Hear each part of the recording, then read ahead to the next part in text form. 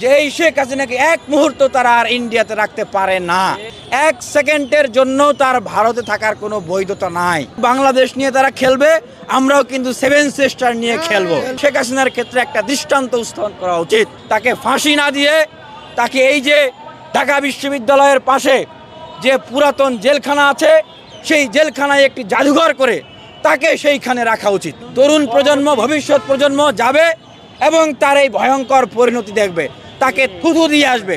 আমরা সুস্পষ্টভাবে বলতে চাই, ভারতের সাথে আমাদের বন্ধুত্ব করার আর কোনো টাইম নাই। তারা বন্ধু নয়, তারা এখন তাদের সাথে সমানে সমানে খেলা হবে। তারা বাঁধ খুলে দিয়ে বাংলাদেশ বন্যায় প্লাবিত করে দিয়েছে, বাংলাদেশ থেকে তাদের গ্যাসের লাইন বন্ধ করে দেওয়া হয়েছে। তারা যদি এইভাবে করে বাংলাদেশের উপরে কোনো ধরনের আগ্রাসন চালায়, কোনো ধরনের ষড়যন্ত্র চালায়, আমরাও কিন্তু বাংলাদেশ নিয়ে তারা খেলবে, আমরাও কিন্তু সেভেন সিস্টার নিয়ে খেলবো। আমরা কোনোভাবেই তাদেরকে কিন্তু আর ছাড় দেব না, খেলা হবে সমানে সমান। যেহেতু ভারত থেকে আসলে অসংখ্য নদীতে পানি প্রবাহিত হয়ে বাংলাদেশে আসে, সেক্ষেত্রে বাংলাদেশের দিক থেকে বাঁধ দেওয়া বা সেটিকে প্রতিরোধ করা, এই বিষয়গুলো নিয়ে একটি গবেষণা হওয়া দরকার। তবে এতটুকুই বলবো, আন্তর্জাতিক যে নদী নীতিমালা আছে, সেই নদী নীতিমালা অনুযায়ী কোনো একটি দেশ চাইলেই স্বেচ্ছাচারীভাবে কোথাও বাঁধ দিতে পারে না। এটার একটা নিয়ম আছে, নীতি আছে। সেই নিয়ম নীতির তোয়াক্কা না করেই ইন্ডিয়া খরা মৌসুমে পানি আটকে দেয়, চাষাবাদ করে, গজলডোবার আরও তারা খাল খনন করছে, আর বন্যার সময় হলে তারা পানি ছেড়ে দেয়। এখন প্রশ্ন হলো যে গ্রীষ্ম মৌসুমে আপনারা যতটুকু পানি রাখতে পারেন, আপনারা তার চেয়ে বেশি পানি কেন রাখতেছেন? আবার বন্যার সময় যতটুকু পানি ছেড়ে দেওয়ার কথা, আপনারা তার চেয়ে বেশি পানি ছেড়ে দিচ্ছেন এবং বলতেছেন যে না হলে আমাদের এদিকে বন্যা হয়ে যাচ্ছে। সুতরাং এখানে আন্তর্জাতিক নদী নীতিমালা অনুযায়ী জাতিসংঘে এটিকে দ্রুত উত্থাপন করা দরকার এবং সেই অনুযায়ী এটার আসলে দ্রুত সমাধান করা দরকার। আমরা বাংলাদেশের মানুষ বলতে চাই যে সমানে সমানে এখন খেলা হবে। আপনারা যদি এই বাংলাদেশকে, বাংলাদেশের মানুষকে শান্তিতে থাকতে না দেন, দেশকে অস্থিতিশীল করার চেষ্টা করেন এবং এই শেখ হাসিনার বন্ধু হয়ে মোদি যদি কোনো ধরনের কু করার চেষ্টা করে, সেটা সেনাবাহিনীতে হোক, সেটা পুলিশে হোক, সেটা সচিবালয় হোক, সেটা যে কোনো জায়গায় হোক, আমরাও কিন্তু সেভেন সিস্টারকে আমরা কিন্তু শান্তিতে থাকতে দিব না। এটা ছাত্র সমাজের স্পষ্ট বার্তা।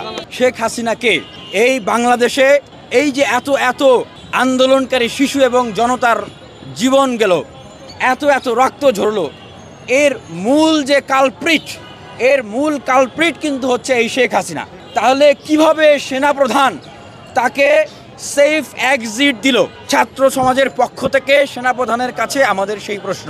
কখনোই এইরকম একজন হত্যাকারী, এরকম একজন রাষ্ট্রবিরোধী, এরকম একজন গণশত্রু তাকে এভাবে এক্সিট দিতে পারেন না। আর ভারত তাকে আশ্রয় দিয়েছে। কেন আশ্রয় দিয়েছে?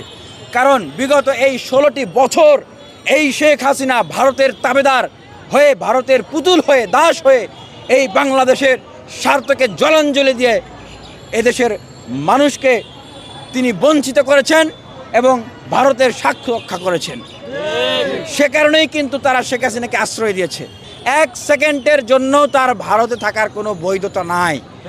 ভারত যদি বাংলাদেশের মানুষের বন্ধু হয়ে থাকে, তারা মনে করে তারা যদি ন্যায্যতার যে সম্পর্ক, সেইটাকে যদি তারা বিশ্বাস করে, তারা যদি ন্যায্য এবং যৌক্তিকতার যে সম্পর্ক, মাপকাঠি, আন্তর্জাতিক সম্পর্ক, বাংলাদেশে friendship to all malice to none, সবার সাথে বন্ধুত্ব, কারোর সাথে শত্রুতা, সেটিকে যদি তারা সম্মান করে, তাহলে বলবো যে এই শেখ হাসিনাকে এক মুহূর্ত তারা আর ইন্ডিয়াতে রাখতে পারে না।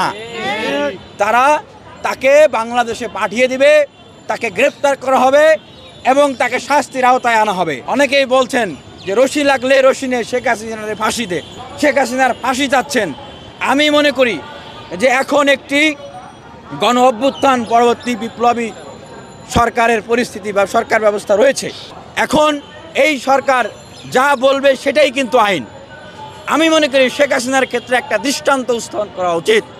তাকে ফাঁসি না দিয়ে তাকে এই যে ঢাকা বিশ্ববিদ্যালয়ের পাশে যে পুরাতন জেলখানা আছে, সেই জেলখানায় একটি জাদুঘর করে তাকে সেইখানে রাখা উচিত এবং এইখানে একটা টাওয়ার করা দরকার। সেই টাওয়ারে লেখা থাকবে যে এইখানে শেখ হাসিনা আছে, স্বৈরাচার আছে, খুনি আছে, দুর্নীতিবাজ আছে।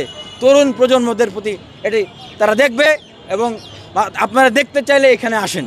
তরুণ প্রজন্ম, ভবিষ্যৎ প্রজন্ম যাবে এবং তার এই ভয়ঙ্কর পরিণতি দেখবে, তাকে থুথু দিয়ে আসবে। এই দেশে এখন যারা দেশ চালাচ্ছেন এবং ভবিষ্যতেও যারা দেশ চালাবেন, যারা ভবিষ্যৎ প্রজন্ম নেতৃত্ব দিতে চায়, তাদের জন্য একটি মেসেজ কাজ করবে। আমরা আজকে যারা পরিবর্তনের কথা বলছি, দেশে নতুন একটি রাষ্ট্র ব্যবস্থা বিনির্মাণের কথা বলছি, গণ অভ্যুত্থান তৈরি করেছি, আমাদের জন্য তিনি দৃষ্টান্ত হয়ে থাকবে। আমরাও যদি কখনো বিপদে যেতে চাই, কোনো দুর্নীতি অন্যায়ের সাথে যুক্ত হতে চাই, এই শেখ হাসিনা আমাদের জন্য দৃষ্টান্ত হিসেবে কাজ করবে। সবারই কিন্তু বুকে কম্পন থাকবে।